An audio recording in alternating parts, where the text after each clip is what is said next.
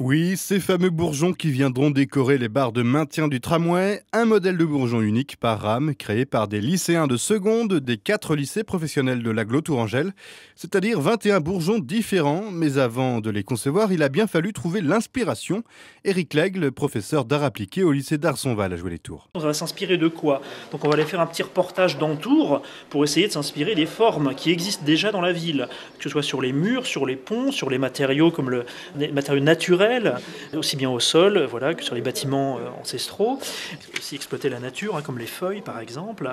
Et puis on va passer ensuite en modélisation 3D, c'est-à-dire soit en terre ou en plastiline, pour essayer de voir comment ça peut fonctionner. Et à partir de là, on a une première sélection.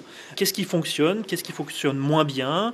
Là ici nous avons un bourgeon avec 2 éléments qui tournent sur eux-mêmes, mais on peut s'accrocher. Donc au niveau de la fonctionnalité dans le tram, c'est évidemment impossible, même si esthétiquement c'est intéressant. On a celui-ci et celui-ci par exemple, qui sont une sorte de strates comme ça, en forme de tour de Babel, on va dire. Qu'est-ce que c'est comme matière, par exemple? Alors ça, c'est de la terre. Pour vous, ce genre de projet, c'est du pain béni pour enseigner à vos élèves? Oui, évidemment. Moi, j'ai sauté évidemment sur l'occasion, voyant arriver ce projet. On ne construit pas un tramway tous les jours.